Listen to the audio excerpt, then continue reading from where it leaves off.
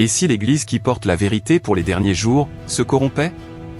Et si celle qui prêche les commandements de Dieu et la foi en Jésus, commençait à suivre les chemins du monde? Derrière les sourires, les programmes, les temples et l'apparente stabilité, quelque chose bouge. Une tension spirituelle croissante, comme un tonnerre étouffé à l'horizon. La prophétie l'avait déjà annoncé, le temps du bouleversement viendrait. Non pas comme une tempête visible, mais comme un tamis invisible, qui sépare le blé de la paille. Et peut-être a-t-il déjà commencé. Beaucoup continuent à faire confiance aux structures.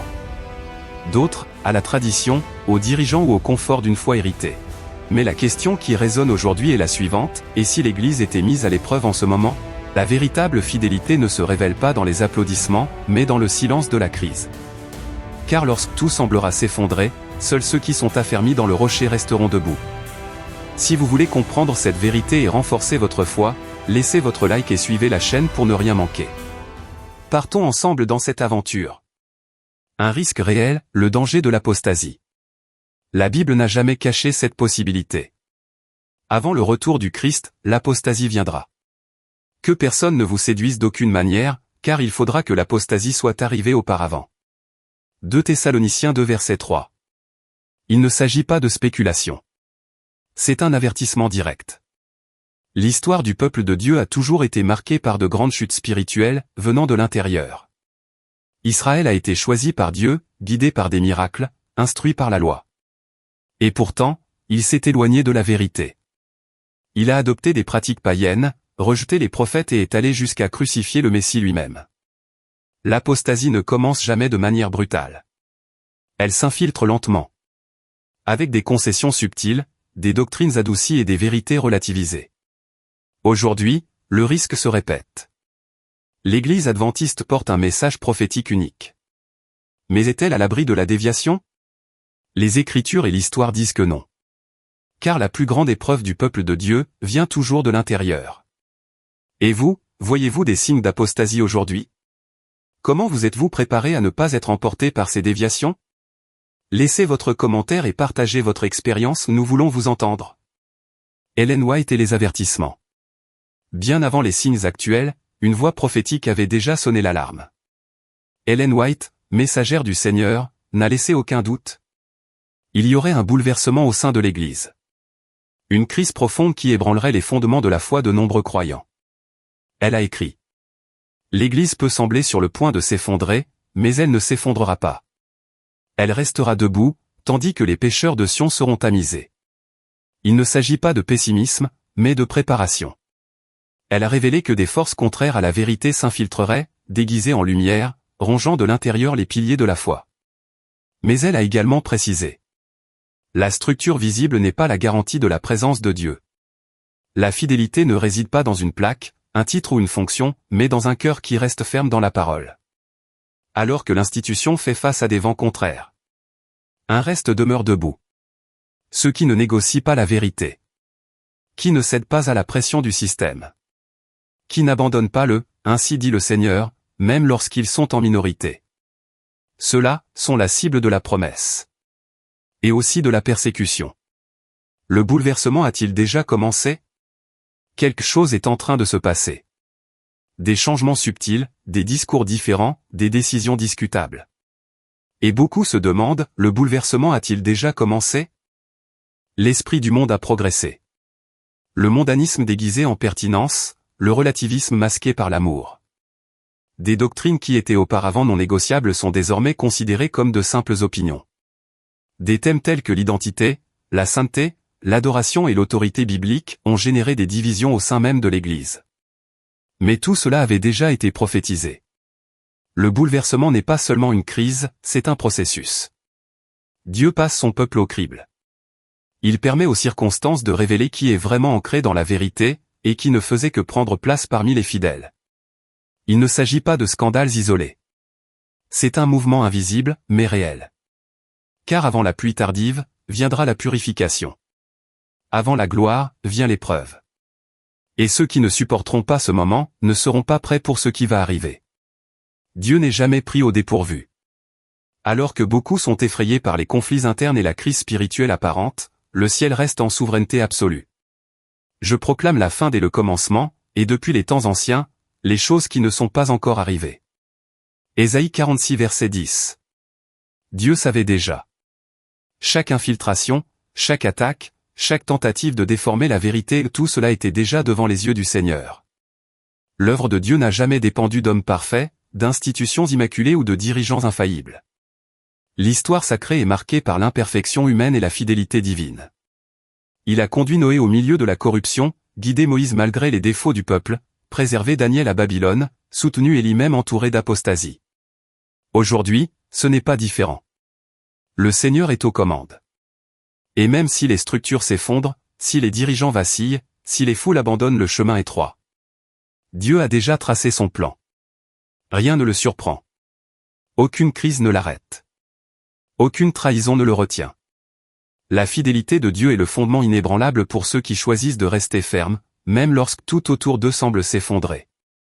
Le reste fidèle ne se corrompt pas. Tous ne s'inclinent pas. Tous ne se vendent pas. Tous ne se taisent pas. À chaque période de crise, Dieu a toujours préservé un peuple fidèle. Et dans les derniers jours, il n'en sera pas autrement.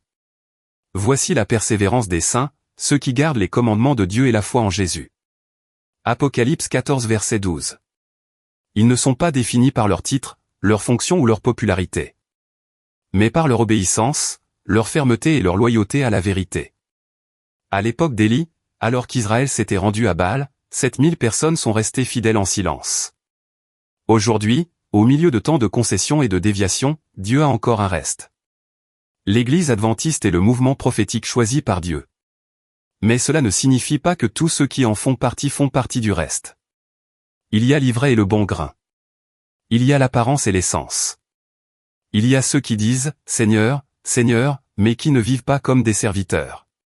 Le reste n'est pas le groupe le plus nombreux, ni le plus visible.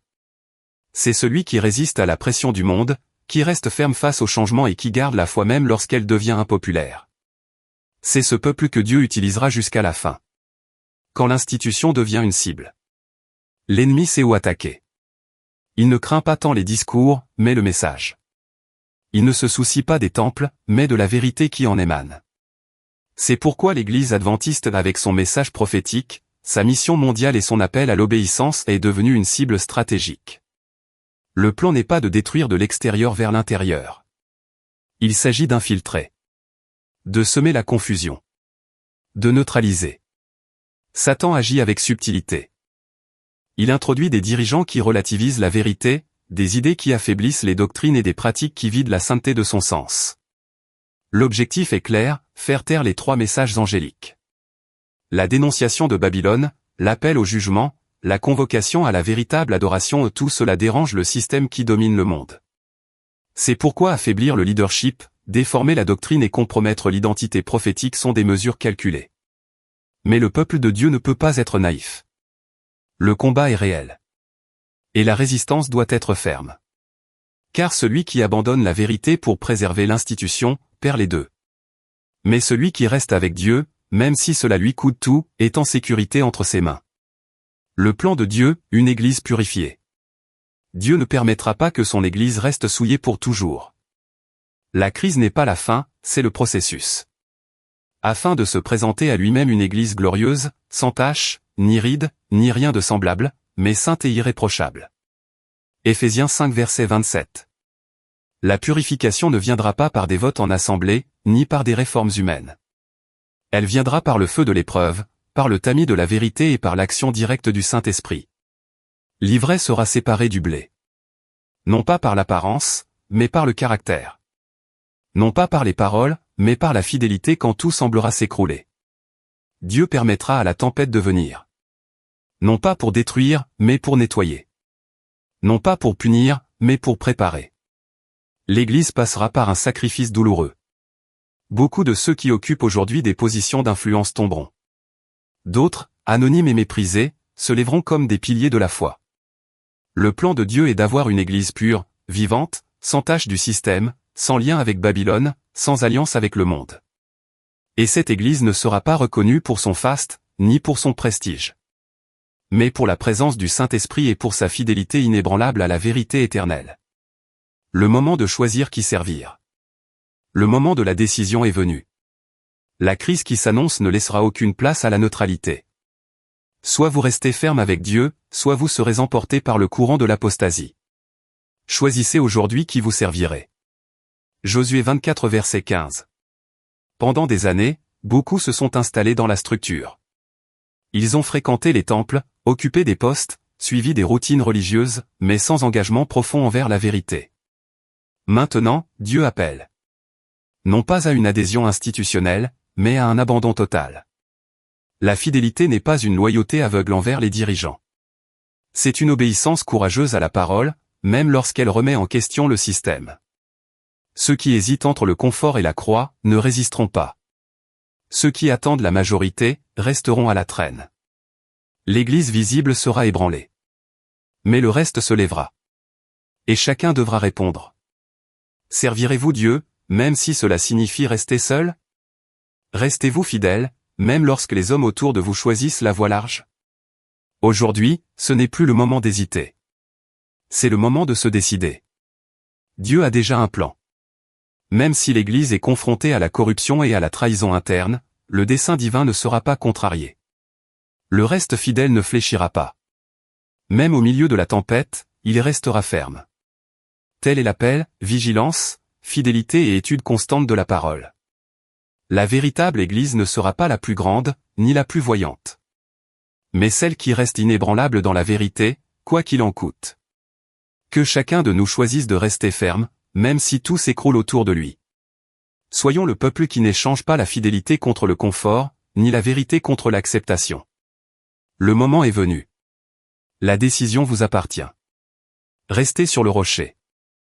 La véritable Église est celle qui résiste, qui lutte, qui espère et qui aime jusqu'à la fin. Car le Dieu qui a commencé l'œuvre en vous est fidèle pour l'achever. Et il n'abandonnera jamais ceux qui ont confiance en lui. Si cette vidéo a touché votre cœur, laissez un j'aime et abonnez-vous à la chaîne pour renforcer ce message de foi et de vigilance. Partagez vos expériences et vos opinions dans les commentaires, votre voix est importante dans cette bataille spirituelle. Activez la cloche pour ne pas manquer les prochains contenus qui renforcent le reste fidèle. Et si vous souhaitez soutenir ce ministère, utilisez la fonction Super Chat afin qu'ensemble, nous puissions rester fermes dans l'œuvre que Dieu nous a confiée. Restez fermes, vigilants et toujours fidèles. Dieu compte sur vous.